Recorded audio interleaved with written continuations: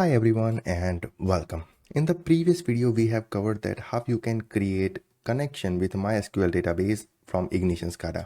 Now in this video we are going to see that how you can create a table in that database and how you can drop that table.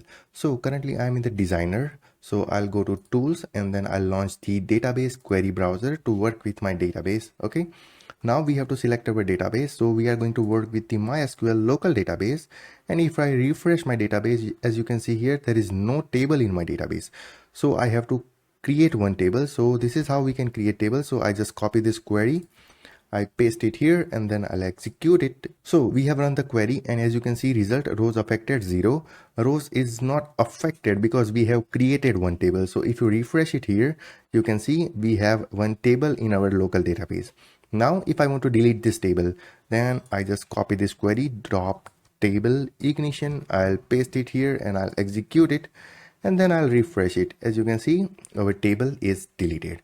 So this is how you can use database query browser to run any query. Okay, either you can create table, you can delete table, you can insert your data in the table.